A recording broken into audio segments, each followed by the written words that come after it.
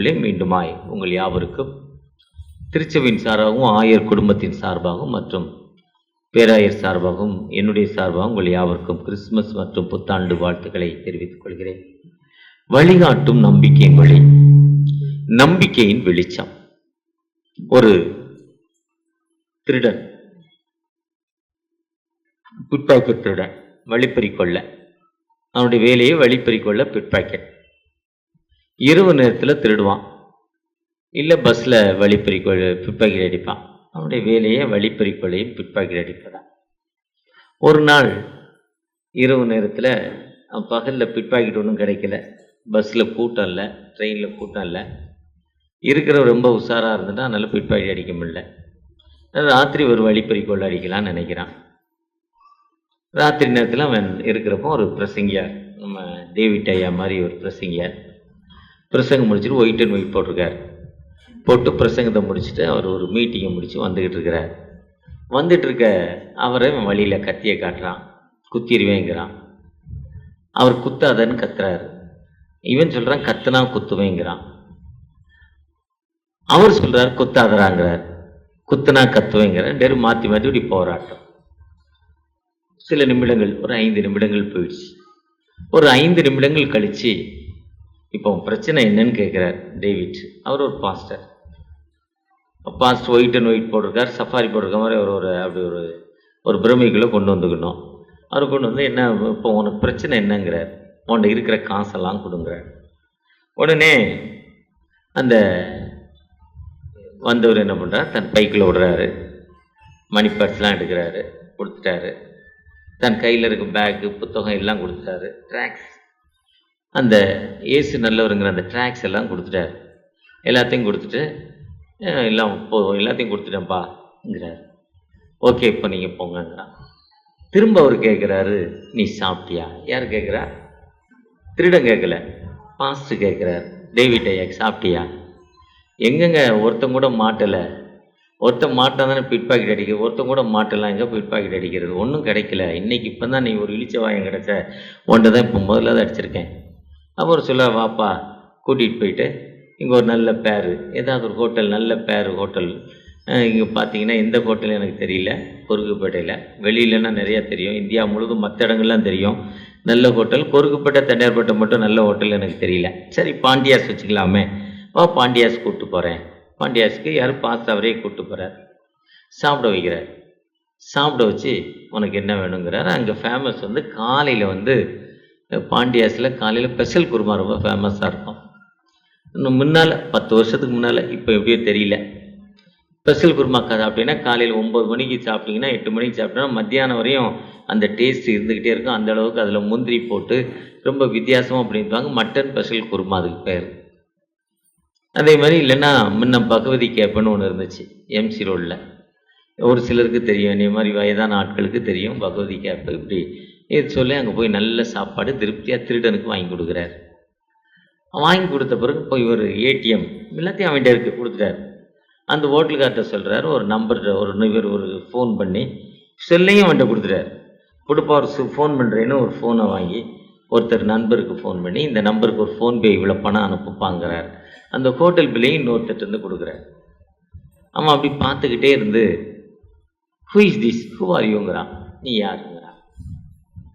பொதுவாக இன்னைக்கு கிறிஸ்தவம் என்பது எபிரேயர் அப்போஸ்தலர் 11:24 சொல்லுது, அவர்கள் நல்லவர்களும் பரிசுத்தாவின் வல்லமினாலும் விசுவாசத்தினால் நிறைந்திருந்தார்கள். ஆனாலும் அந்தியோவில் அவர்கள் கிறிஸ்தவர்கள் என்று பெயர். அந்தியோவில் அவர் கிறிஸ்தவர்கள் என்று பெயர் வந்ததுக்கான இஸ் எ குட் பீப்புள், நல்லவர்கள், ஹோலி ஸ்பிரிட் பரிசுத்தாவின் வல்லமை ரிசீவ் பண்ண மக்கள், விசுவாசத்தில் நிலைத்திருந்த மக்கள். அதுதான் கிறிஸ்தவம். கிறிஸ்தவம் என்பது நாம் நல்ல மக்களாய் வாழ ஆண்டவர் அழைக்கிறார், உண்மையுள்ள மக்களாய் வாழ ஆண்டவர் அழைக்கிறார், மற்றவருக்கு சாட்சியுள்ள மக்களாய் வாழ அழைக்கிறார்.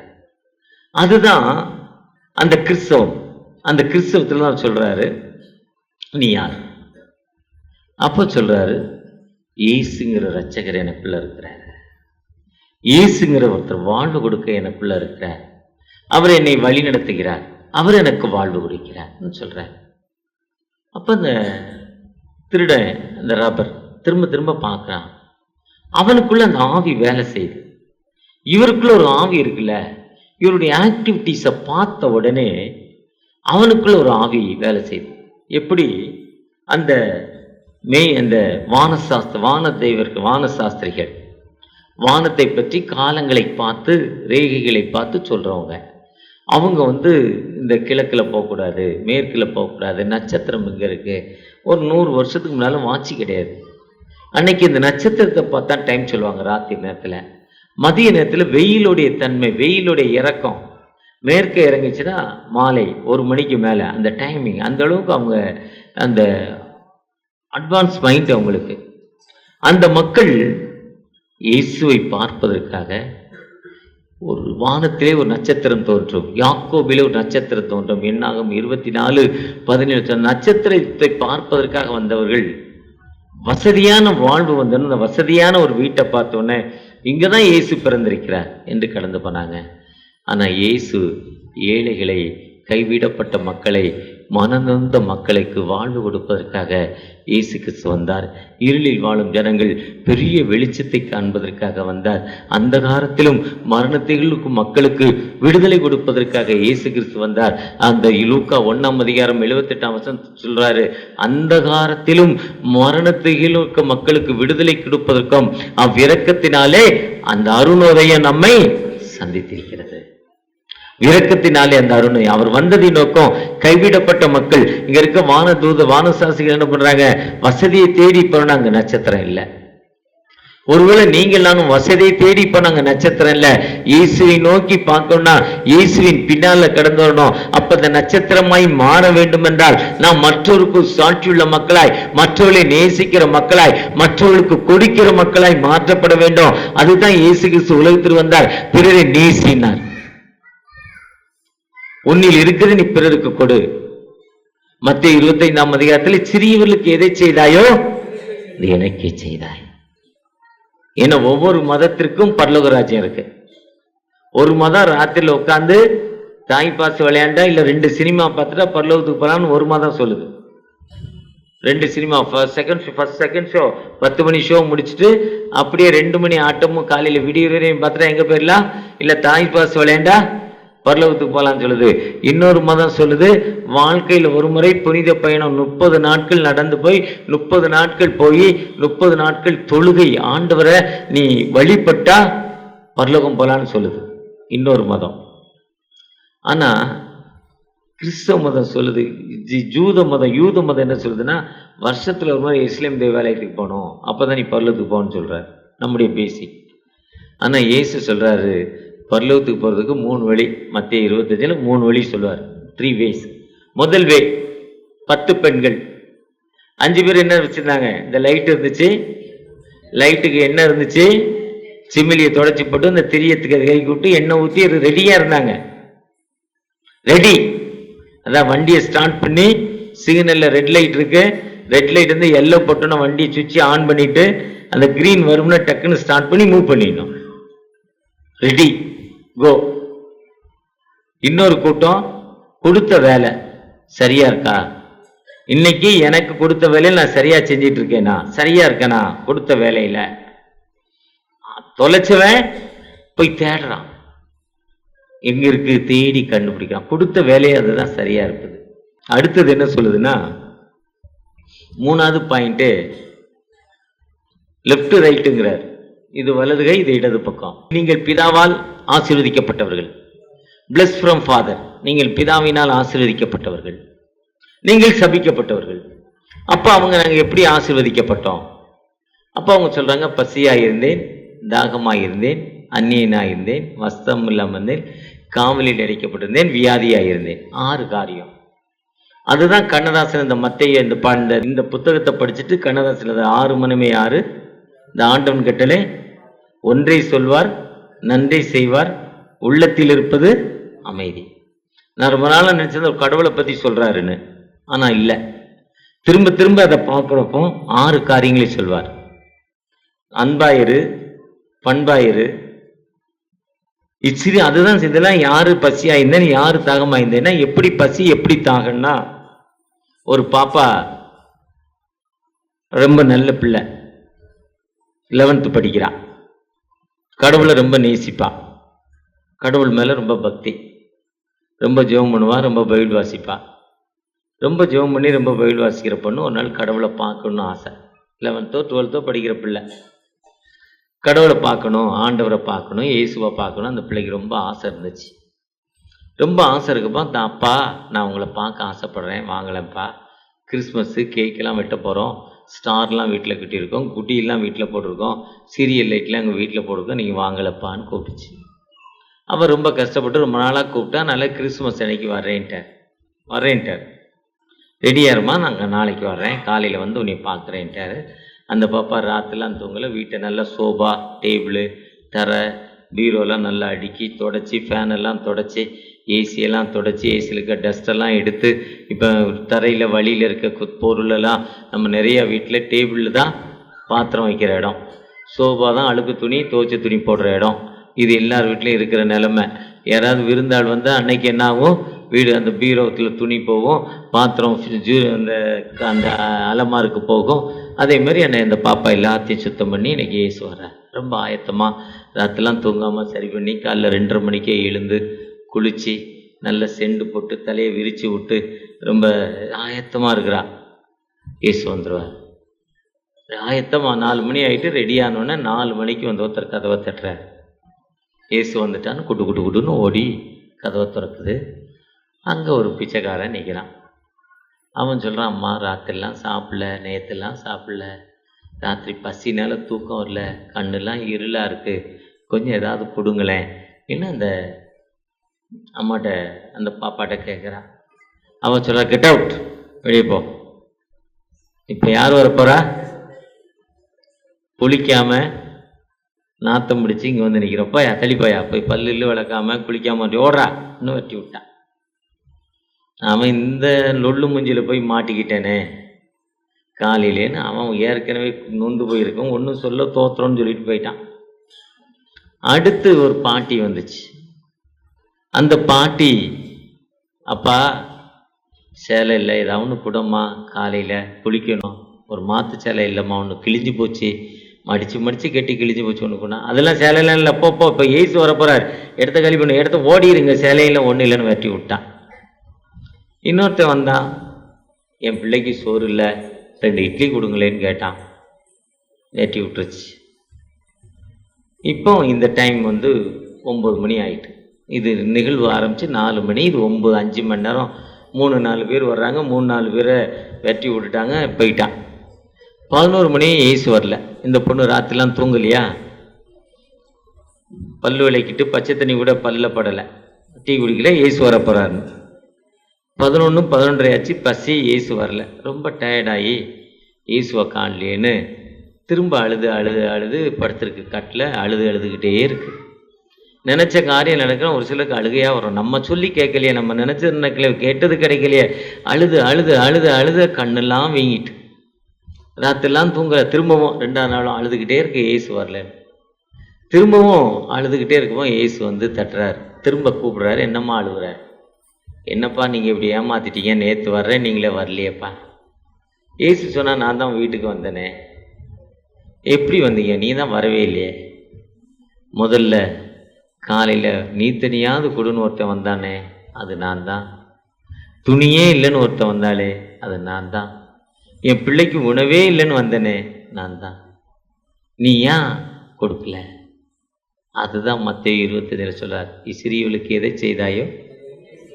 கிறிஸ்தவம் என்பது நம்பிக்கையின் ஒளி, நம்பிக்கையின் ஒளியாய், அதாவது இருளில் வாழும் ஜனங்கள் பெரிய வெளிச்சத்தை காண்பதான் கிறிஸ்தவம்.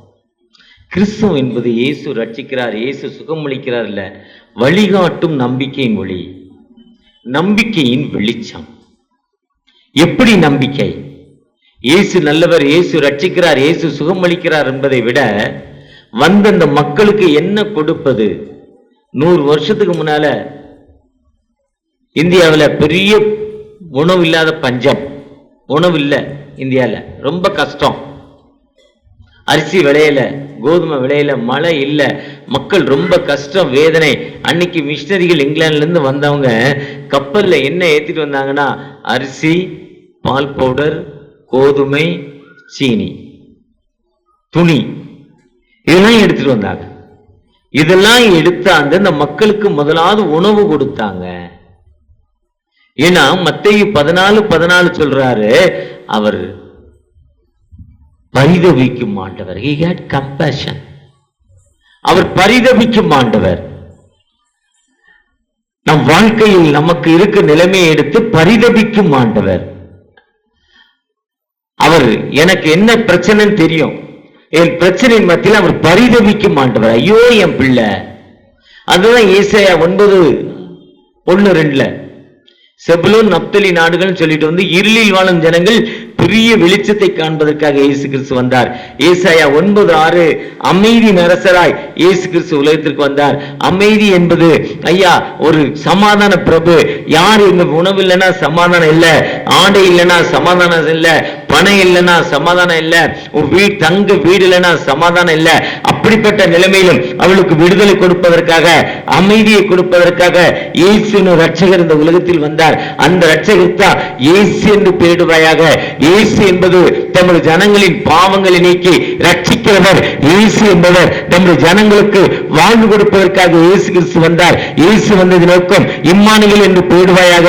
இம்மானுவேல் என்பதற்கு ஆண்டவர் என்னோடு இருக்கிறார், லார்ட் வித் அஸ், கடவுள் என்னோடு இருக்கிறார்.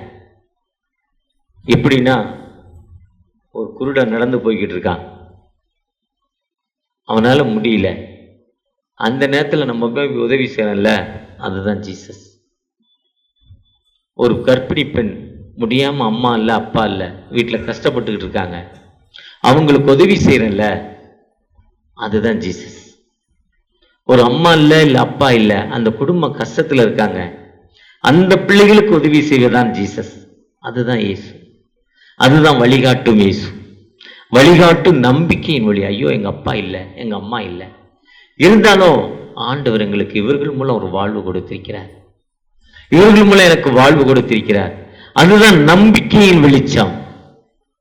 நம்பிக்கையின் வெளிச்சம். ஒரு அப்பா, ஒரு பையன், அப்பாவுக்கு வயசாயிட்டு பார்க்க முடியல, வேலைக்கு போனோம். மனைவி கூப்பிட்டு சொல்லிட்டா, உங்க அப்பா என்ன வீட்டில் இருந்தா நான் இல்லை, நான் இருக்கணும்னா என்ன பண்ணக்கூடாது, உங்க அப்பா கூப்பிட்டு போறாரு. சரிப்பா, குடும்பத்தில் அமைதி வேணும். அப்பா இன்னும் கொஞ்ச நாள் தான் இருக்க போறார், 1 மாதம் 2 மாதம் 1 வருஷம். இன்னும் நம்ம கொஞ்சம் வாழ்க்கை இருக்கு, குடும்பத்தில் அமைதி வேணும். அப்பா கொண்டே ஒரு ஹாஸ்டலில், ஒரு முதியோர் இல்லத்தில், ஒரு ஆர்ஃபனேஜில் சேர்க்க போகிறார். சேர்க்க போயிட்டு அங்கே போனோன்னே இதே மாதிரி எங்கள் அப்பா மாதம் நான் 4000 ரூபா 5000 ரூபா கொடுத்துட்றேன், எங்கள் அப்பாவுக்கு பென்ஷன் 10,000 ரூபா வருது, நான் சேர்த்து 12,000 ரூபாயை கொடுத்துறேன், எங்கள் அப்பா அங்கே வச்சுக்கோங்க. உடனே அவங்க அட்மிஷன் கொடுக்குறாங்க. அட்மிஷன் கொடுக்குறப்ப நான் ரூம்லாம் எப்படி இருக்குது பார்த்துட்டு வரேன்னு அந்த பையன் அப்பாவை கூப்பிட்டு வந்து போய் ரூமெல்லாம் பார்க்க போயிட்டான். நல்ல ரூமாக இருக்கா, ஒயிட் வாஷ் பண்ணியிருக்கா, ஃபேன் இருக்கா, கொசு இருக்கா, லைட் இருக்கா, பாத்ரூம் வெஸ்டர்ன் டாய்லெட் இருக்கா, எல்லாம் பார்க்க போயிட்டான். போயிட்டு திரும்ப வர்றப்ப அந்த அப்பா அந்த டைரக்டரோடு பேசிக்கிட்டு இருக்கார், ரொம்ப ஃப்ரெண்டாக.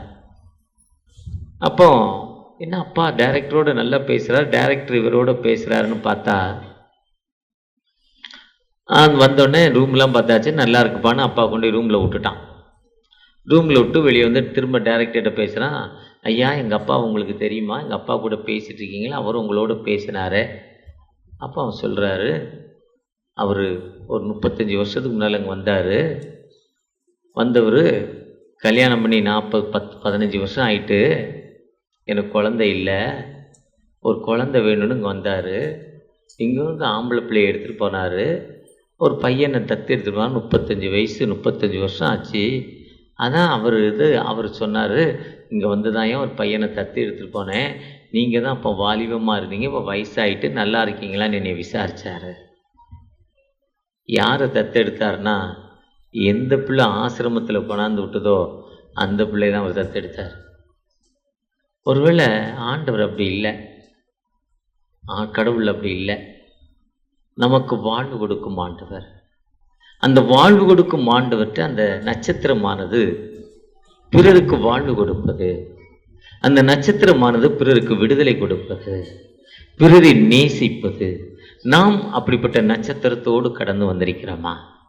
அப்படிப்பட்ட வாழ்க்கை கொடுக்கும் மக்களாய் வந்திருக்கிறோமா? அப்படிப்பட்ட எண்ணங்களோடு கடந்து வர்றப்போ ஆண்டவர் நமக்கு விடுதலை கொடுக்கும் உயிருள்ள ஆண்டவர், வாழ்வு கொடுக்கும் ஒரு உயிருள்ள ஆண்டவர். அந்த ஆண்டவர் நம்மோடு கடந்து வந்திருக்கிறார். அந்த நம்பிக்கையின் அடிப்படையில் நாம் பிறருக்கு செய்கிறப்போ ஊரா பிள்ளையை ஊட்டி வளர்த்தா தாம் பிள்ளை தானே வளர்ந்துரும். நாம பிறரை நேசிக்கிறப்ப அதுதான் கிறிஸ்தவம். அதுதான் இருளில் வாழும் ஜனங்கள் பெரிய வெளிச்சத்தை காண்பதற்காக இயேசு கிறிஸ்து உலகத்திற்கு வந்தார். நீங்கள் நானும் அன்னைக்கு மிஷினரிகள் வந்து நமக்கு முதலாவது கோதுமை கொடுத்தாங்க, அரிசி கொடுத்தாங்க, பால் பவுடர் கொடுத்தாங்க. நான் சின்ன பிள்ளையா, நான் 2nd ஸ்டாண்டர்ட் 1st ஸ்டாண்டர்ட் படிக்கிறப்ப ஞாபகம் இருக்கு. வீட்டில் ரைஸ் இல்லை, சோளம் இல்லை, ராகி இல்லை. அன்னைக்கு ரைஸ் வந்து 10 காசு, ராகி வந்து அரை காசு, காலனா, ரொம்ப காலனா. ரைஸ் தான் விலை அதிகம், இன்னைக்கு ராகி தான் விலை அதிகம். அதுதான் போடுவாங்க. கம்பு, சோளம், கதிராவல்லி இதெல்லாம் டேஸ்டே இருக்காது, உணவு டேஸ்டே இருக்காது, தண்ணி இல்லாமல் விளையிறது. ரைஸ் தான் தண்ணி இருந்தால் தான் விளையும். ஆனால் அப்படிப்பட்ட காலங்களில் மிஷினரிகள் இதெல்லாம் கொடுத்து தான் இயேசு நல்லவர்னாங்க. நீங்கள் நானும் அந்த நம்பிக்கையின் ஒளியில் எப்படி வந்திருக்கிறோம்? பிறருக்கு நம்பிக்கையாய் மாறி இருக்கிறோமா? எங்களுடைய கிராமம் தென்காசி மாவட்டத்தில் பரங்குன்றாபுரம் ஒரு கிராமம். இப்போ கொரோனா வந்த மாதிரி 100 வருஷத்துக்கு முன்னால் காலரா கூட்டம் கூட்டமாக செத்து போனான். அதுக்கு மருந்து வந்து கிரேப் ஜூஸ் தான். கிரேப் ஜூஸ் கொடுத்தா சரியாயிடும், தெரியாது நமக்கு. உப்பும் சீனியும் கொடுத்தா சரியாயிடும், தெரியாது நமக்கு. அன்னைக்கு மிஷினரிகள் வந்து கொடுத்தாங்க. எங்கள் கிராமம் ஒரு பள்ளமான ஊர், பக்கத்தில் மேடான ஊர். இவங்க வந்து கால்ராக் கொடுக்குறப்போ மக்கள் 100% கிறிஸ்டினா மாறிட்டான். 100% கிறிஸ்டின். ஏன்னா உதவி செய்தாங்க. அப்போ நீங்கள் யார்? உங்களுக்குள் யார் இருக்காங்க? இதுதான் நம்பிக்கையின் வழி. அந்த உதவி வந்த நட்சத்திரத்தை மறந்து அவங்க பாவத்தை நோக்கி பெரிய அந்தஸ்தை நோக்கி போனது. நட்சத்திரம் மறைந்து விட்டது. அந்த நட்சத்திரத்தை காணவில்லை. இயேசு எங்க பிறப்பார், இயேசுவானவர் எங்கே பிறப்பாருங்க வார்த்தை அவங்க போய் கேட்கிறாங்க. கேட்ட பொழுது அவங்க நட்சத்திரத்தை காணல. இருந்தாலும் அவங்க திரும்ப தகப்பனை நோக்கி பார்க்கிறப்போ திரும்ப வெளியே வந்து அந்த நட்சத்திரம் கிளைக்கிலே தோன்றிய நட்சத்திரம் அவங்களை தெரிந்த பொழுது அந்த நட்சத்திரத்தை அவங்க ஃபாலோ பண்ணிட்டாங்க. ஒருவேளை நீங்களும் வாழ்க்கையில் ஒளியிழந்த நிலைமையில் கண்ணீரான வாழ்வையில் நான் இவ்வளவு உதவி செய்வேன், பிறருக்கு கொடுப்பேங்கிற அர்ப்பணிப்போடு நீங்க வாழ்றப்போ அந்த நட்சத்திரம் உங்களை நோக்கி கடந்து வந்து உங்களுக்கு விடுதலை கொடுக்க நட்சத்திரம். கடந்த ஆண்டுல இவ்வளவு தோல்வி பிசினஸ்ல இல்ல, என் வாழ்க்கையில எனக்கு ப்ரொமோஷன் இல்ல, என் குடும்பத்தில் இவ்வளவு பிரச்சனை, இந்த அமைதி இல்லாத நிலைமையில இருக்கிறேன், இதற்கு காரணம் ஏழை எளியவரை மறந்துட்டேன், ஆனா இனிமே ஏழை எளியவருக்கு நான் கொடுக்கிற மனிதனாய் மாறுவேன் என்று நீங்கள் ஒப்பு கொடுக்கிறப்ப அந்த நட்சத்திரம், அந்த ஒளி உங்களுக்கு வழிகாட்டும் ஒளியாய், நம்பிக்கையின் வெளிச்சமாய், நம்பிக்கையின் ஒளியாய் கிரைஸ்ட் உங்களோடு வந்து guiding the light of the hope. அந்த லைட் வந்து உங்களுக்கு கைடிங் கொடுக்கிற ஒரு லைட்டாய் வாழ்க்கையில் திரும்ப உங்க வாழ்க்கையில் வந்து உங்களுக்கு விடுதலை கொடுக்கிற அந்த நட்சத்திரம் உங்களோடு வந்திருக்கு. நாம் எப்படிப்பட்ட துன்பங்கள், எப்படிப்பட்ட கண்ணீரான பாதையில வந்தாலும் அவரை நோக்கி பார்க்கிறப்பா, தகப்பனே எங்களுக்கு விடுதலை கொடுங்கப்பா, உங்களுடைய பிரசன்னத்தை தாங்கப்பா, இவ்வளவு வேதனையில வந்திருக்கிறான், இவ்வளவு துன்பங்கள்ல வந்திருக்கிறோம், எங்களுக்கு ஒரு வாழ்வு தரமாட்டீங்களா, எங்களுக்கு ஒரு விடுதலை தரமாட்டீங்களா? அவரை நோக்கி பார்க்கிறப்போ நிச்சயமாக ஒரு விடுதலை கொடுக்கும் உயிருள்ள ஆண்டவர் நம்மோடு கடந்து வந்திருக்கிறார். அவரை நோக்கி பார்ப்போமா? போதுமே போதுமே எந்த நாளிலுமே என்னிலையிலுமே எந்த வாழ்வினிலே போதுமே. ஆம் தகப்பனே, துன்பத்தின் மத்தியில போன வருஷம் வாங்கின 1 லட்ச ரூபா கடன்ல இவ்வளவு வேதனையில் இருக்கேன்ப்பா. என் மகன் பிரிந்துட்டாங்க, எனக்கு ஒரு அமைதி கிடைக்காதா? ஏக்கத்தோடு ஜெபிக்கிற அந்த அன்பு குடும்பத்திற்காகப்பா. கடந்த மாதத்தில் என் மகளுக்கு திருமணம் நிச்சயம் பண்ணேன். ஆனால் திருமணத்திற்கு நடத்தக்கூடிய நல்ல சூழ்நிலை இல்லைப்பா. பணம் இல்லை, நகை இல்லை, பொருள் இல்லை. துன்பத்தோடு இருக்க என் மகளுடைய திருமணம் நடக்காதா? ஏக்கத்தோடு ஜெபிக்கிற அன்பு மகளுக்காகப்பா. திருமணம் நடந்து பல ஆண்டுகள் ஆகியும் குழந்தை பாக்கியத்தில் கண்ணீரோடு இருக்கிற அன்பு பிள்ளைக்காக. பலவீனப்பட்டு ஆப்ரேஷன் பண்ணேன், மூலம்ங்கிற ஒரு வியாதி நிமித்தம் ஆப்ரேஷன் பண்ணேன். ஆனால் அந்த மூலம் சரியாகாமல் திரும்பவும் தொல்லையில் இருக்கிறேன். இப்போ நான் விசுவாசத்தோடு எனக்கு வெளிச்சத்தினும் நட்சத்திரத்தோடு பார்க்குறேன்ப்பா. வழிகாட்டும் நட்சத்திரத்தோடு நம்பிக்கை நட்சத்திரத்தை நான் பார்க்குறேன்ப்பா. ஒரு விஷயம் கூட அந்த மூலங்கிற ஒரு வியாதியிலேருந்து எனக்கு விடுதலை தாங்கப்பா. எனக்கு ஒரு அமைதியை தாங்க. வாழ்க்கையில் அமைதி இல்லை, வேதனையோடு இருக்கிறேன். என் கணவர் என்னை விட்டு கடந்து போயிட்டாரு. என் கணவர் என்கிட்ட வரமாட்டாரா? ஏக்கத்தோடு கண்ணீரோடு ஜெபிக்கிற அன்பு மகளுக்காகப்பா. தூரமான இடத்துக்கு கடந்து போன என் பெற்றோர்கள் இன்னும் வரல, எங்கே இருக்காங்க தெரியல. ஏக்கத்தோடு ஜெபிக்கிற அன்பு பிள்ளைகளுக்காக பல இன்னல்கள், வேதனைகள், கண்ணீரின் மத்தியில் நம்பிக்கையோடு தகப்பனே, தாவீதின் குமாரனே எனக்கு இறங்கும் என்று நம்பிக்கையோடு அழைக்கும் மக்கள் மத்தியில் உம்முடைய கிருபை, உம்முடைய இறங்கட்டும். என்னை நோக்கி கூப்பிடு, அப்பொழுது நான் அறியாதும் எட்டாதுமான பெரிய காரியங்களை வாக்கி செய்வி சொன்னீங்க. கூப்பிடுகிற எளியவனுக்கும் உதவியற்ற திக்கத்துக்கும் வாழ்வு கொடுப்பீங்கன்னு சொன்னீங்க பல்லாப்பா. அந்த உதவியற்ற நிலைமையில் இருக்க எனக்கு ஒரு உதவியை தாங்க, நான் பிறருக்கு உதவுறேன்னு சொல்லி ஜெபிக்கிற அன்பு மகளுக்காக ஒரு விசை கூட உங்கள் துக்கம் சந்தோஷமாய் மாறும் சொன்னீங்கப்பா. இதோ என் சாரோ என்றுன்னு சொன்னீங்க, துக்கம் முடியும் சொன்னீங்க. நான் இன்று முதல் ஆசீர்வதிப்பேன்னு சொன்னீங்க. இஸ்ரவேலை ஆசீர்வதிப்பது எனக்கு பிரியன்னு சொன்னீங்கப்பா. ஒரு விசை கூட அந்த இஸ்ரவேலை ஆசீர்வதி பிரியன்னு சொன்ன தகப்பன் அல்லவா, நான் உன்னை ஆசீர்வதிக்கவே ஆசீர்வதித்து உன் பேரை பெருமைப்படுத்துவேன்னு சொன்னீங்கல்லப்பா. அந்த ஆசீர்வாதத்திற்காக, அந்த ஏக்கத்திற்காக ஜெபிக்கிறேன், அந்த இறக்கத்திற்காக ஜெபிக்கிற வழி எனக்கு ஆசீர்வதிக்க. இந்த ஆராதனையில் உங்களுடைய பிரச்சனை இருந்ததுப்பா, ஆசீர்வதிக்க.